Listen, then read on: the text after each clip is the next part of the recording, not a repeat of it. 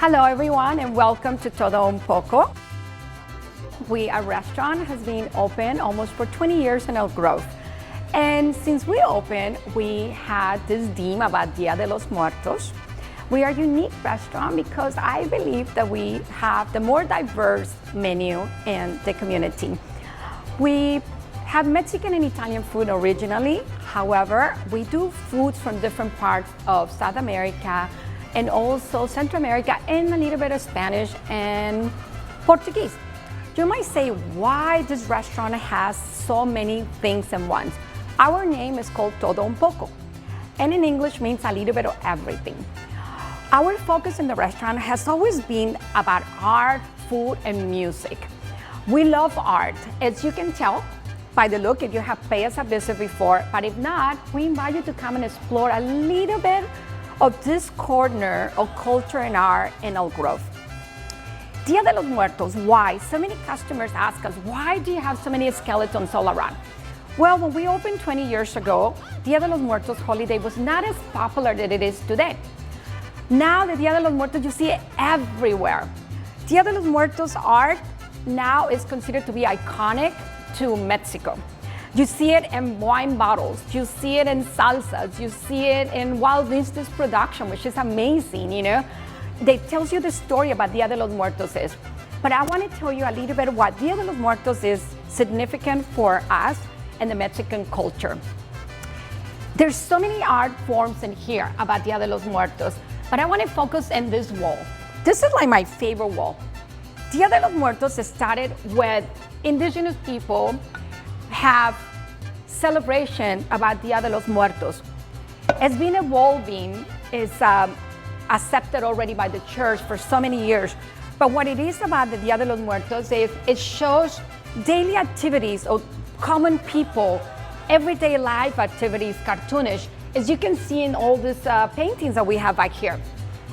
It is very typical when you go visit Mexico that you're gonna see during the November month, which is the big celebration of the Dia de los Muertos, November 1st, November 2nd, and the streets and the churches and the schools and museums everywhere. You see the art representing everyone. I think Dia de los Muertos is one of those days in celebration that is a big fiesta that unifies the whole country. It doesn't matter what ethnicity you are, it doesn't matter how economic status you have. It's a celebration to honor your loved ones, your dead ones, and make fun of the dead.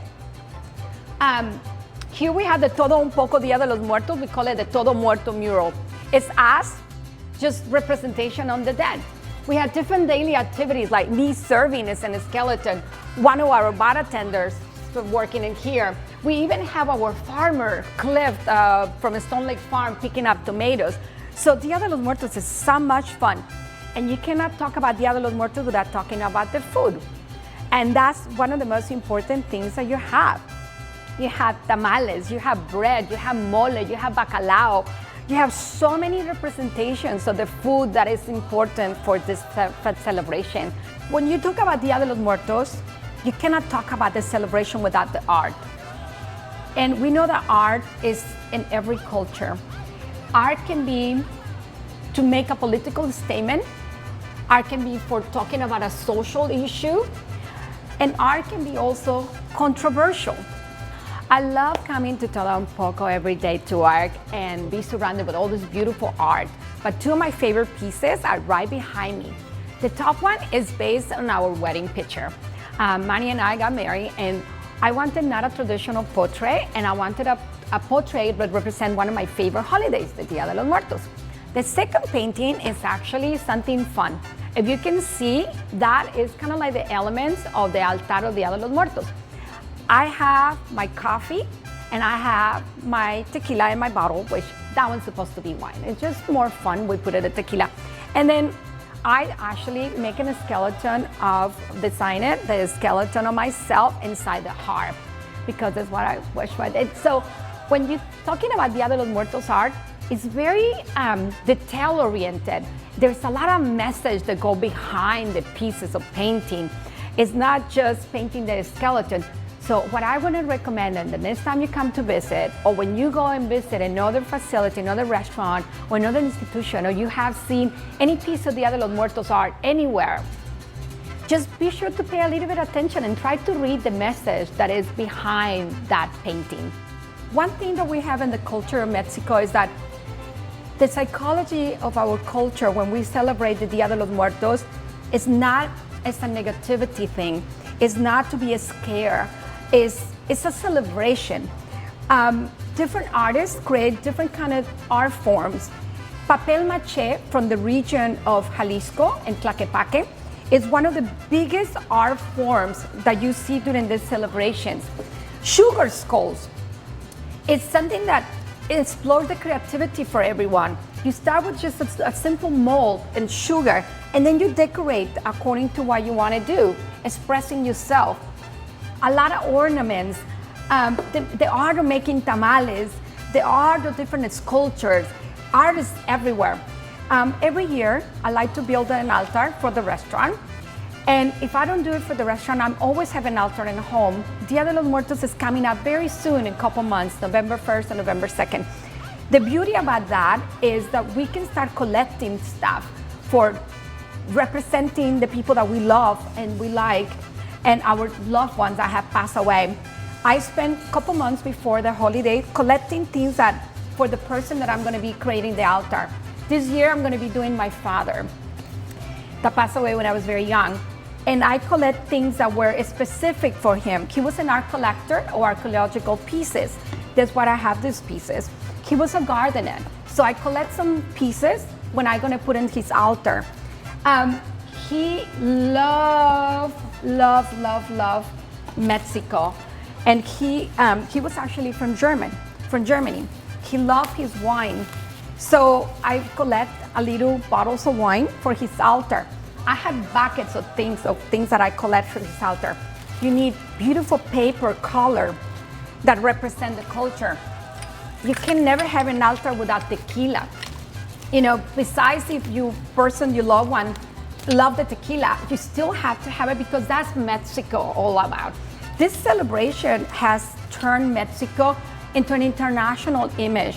It has helped people to recognize and understand our identity and our culture all over the world. And we have to thank that to a lot of restaurants, a lot of immigrants, and even Walt Disney for making it such a beautiful production as the Tree Alive and Coco production, because it has teach people to see that the Dia de los Muertos is such a beautiful celebration. It's not that image or negativity that we see when you see a skeleton. It helps us understand our culture and unite us, just as unite us in Mexico for a few days, you know. So I recommend that if you want to do an altar, start buying your things, your ingredients for cooking, your items, your papers, because actually in the neighborhood they run out. Believe me, I look for things and sometimes you don't have it. Visit all your local stores, support your local business, and get everything that you need. I get lots of stuff. An altar requires colorful colors of papers. I have beautiful sugar skulls for years that you can save them and use them again. One of the things that my father loved was canned fruit. Since he came from Europe, he used to love his canned fruit. So when I visited Portugal last year, I decided to start bringing some things from there, from my trips. Sugar candies are some of the most important things for your altar as well. It's Mexico and a candy. I had tons of things. My father had chickens, so I collect little chickens for him, ornaments. Fruits and vegetables from all over his travel that he has. We also have birds in home. So he used to love them, so I pick up a couple birds as well everywhere that I find them, so I just keep building my altar. And what I want to say is I want you to invite you to follow and look all of the pieces that we have in the restaurant that represent the Dia de los Muertos. We are fanatic with this celebration because it's a celebration of life, honestly. It is a celebration of remembering everyone that you love. And can I say, you know, mine are my favorite holidays because it unites us as an identity. It's an iconic Mexican holiday. Mexico and art of the Dia de los Muertos is equal to our community, to our heritage, to a culture. And I'm so happy that you guys came and visit us in this little corner of Laguna West. And we invite you to come and visit the restaurant and try some of those diverse dishes that we're going to be celebrating all this month.